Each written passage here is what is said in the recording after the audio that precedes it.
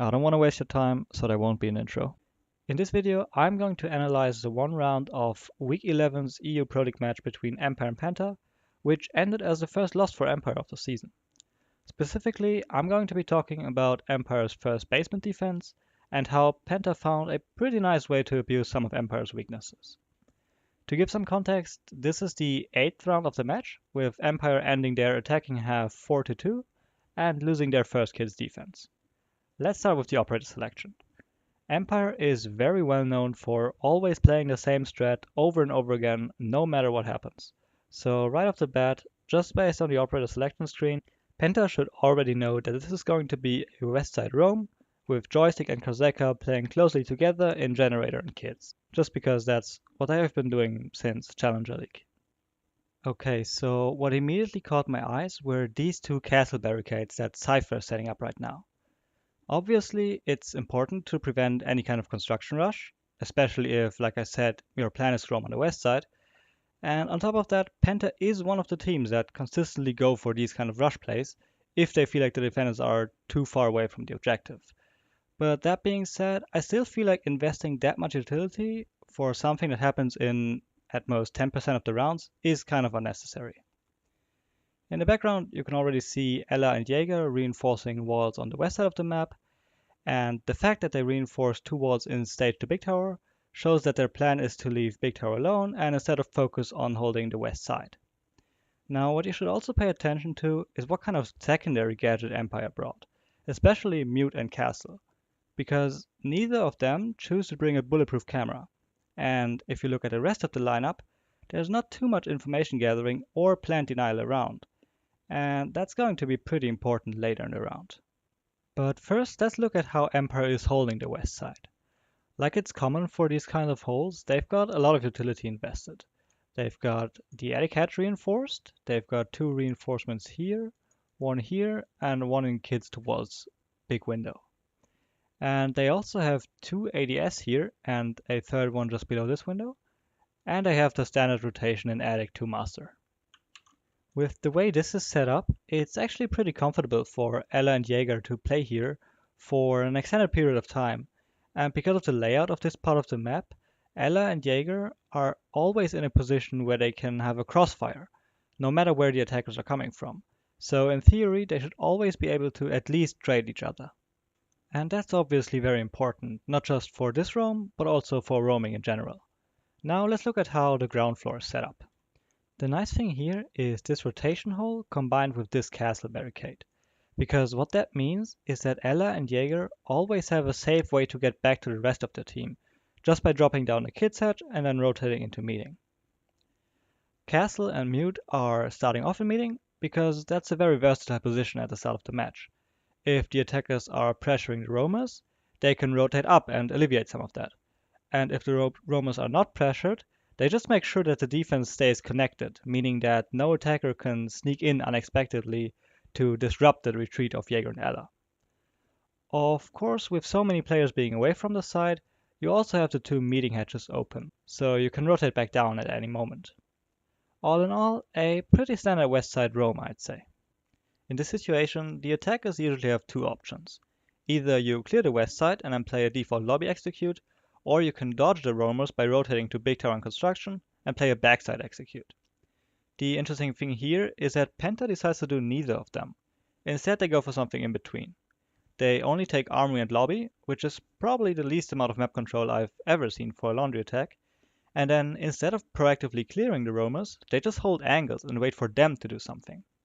Now, the reason you don't see this kind of attack all too often is because there are too many angles that you need to watch at the same time. Typically, it's even tough to pull off strats where you only need to hold two angles at a time, but three is really stretching it. And in these circumstances, going for a normal plant is just impossible. Let's take a look at how these standard lobby plans typically look like.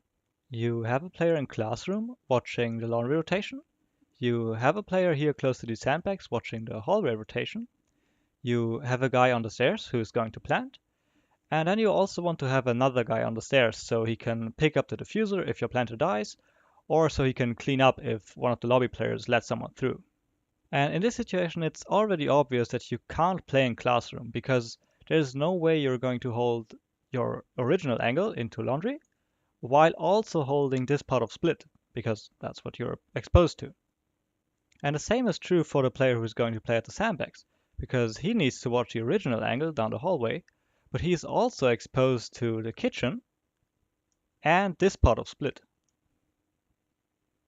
Luckily though, Penta isn't going for default execute.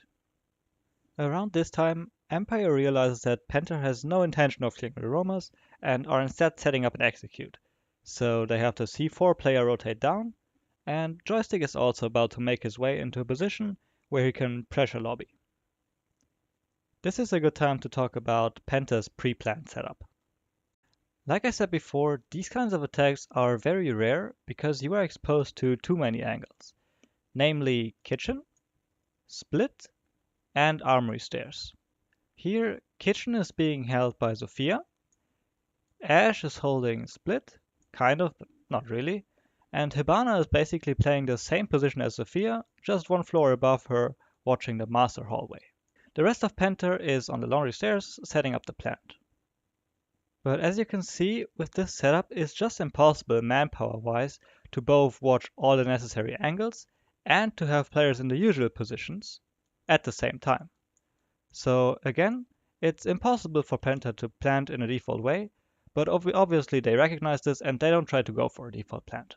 Now let's see how Penta is going to play this out, because in my opinion, this situation is still winning for Empire.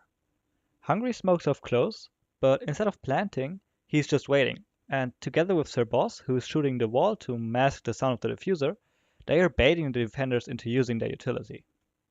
And this is a really smart play, because looking at Empire's operator lineup, they just aren't equipped to deal with the plant. Their plan is to roam on the west side, and that's not a bad strategy, but to make it work, you necessarily need to do things that weaken your plant deny.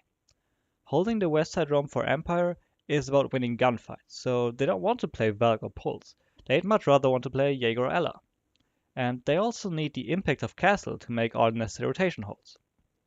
All of this combined means that Empire didn't bring Valk, Pulse, Maestro, or Bulletproof cams, which means that they have zero information on the plant, so they have no way of understanding that this is in fact a fake. So let's count what this fake does to Empire. You have already seen the first defender smoke right after Capital smoked. And now that Penta is going for a plant, Jaeger feels pressure to make a play, because that's what you would usually do in these kinds of situations, but he loses the gunfight to Sophia. Here you can see the remnants of the second smoke, just barely clipping through the floor, and you also see Mute aggressively pushing through the smoke, presumably because he used his C4 but didn't get a kill, and I guess that kind of scared him into making this sacrifice play. But he dies without getting anything out of it. And here, after all that has happened, Smoke still isn't convinced that they are not actually planting, and he uses his third gas grenade.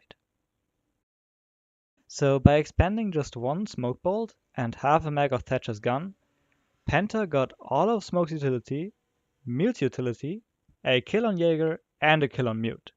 Now, if that isn't a devastating result, I don't know what is.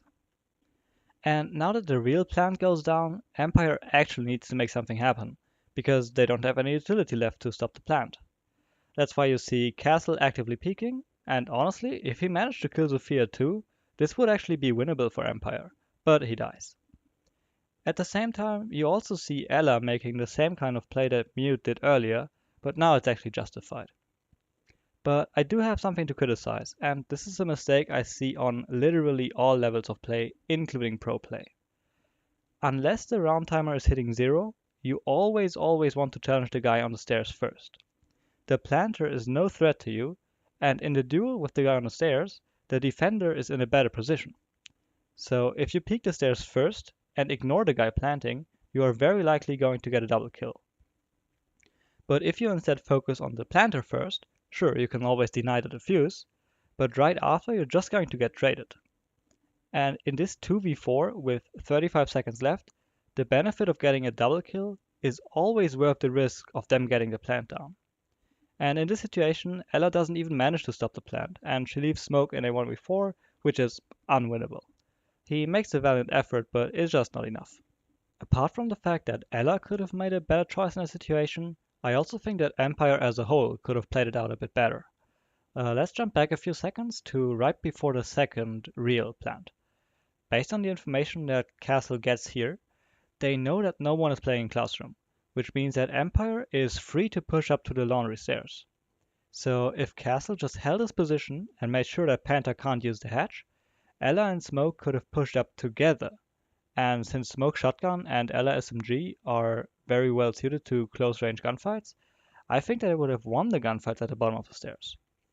Let's just assume they go 1 for 2, and in this situation with Castle and Split and Smoke at the bottom of laundry stairs, this would have been winnable for Empire. But honestly, I don't blame them too much for not going for that. In an actual game, adrenaline sometimes is just too high to spot plays like these. And also, that's not really the critical moment where this round was lost. That moment was definitely how Empire reacted to the fake plan from Penta. And this goes back to the operator selection. They just didn't pick a single operator that gives them information. But of course, even without information, they just committed way too hard to denying the potential plant. After the first 2 smokes and mute C4, they probably should have realized that Penta was just faking it. This is probably the most effective fake plant I have ever seen in Pro League, and I hope you enjoyed that as well. That's it for the video, thanks for watching.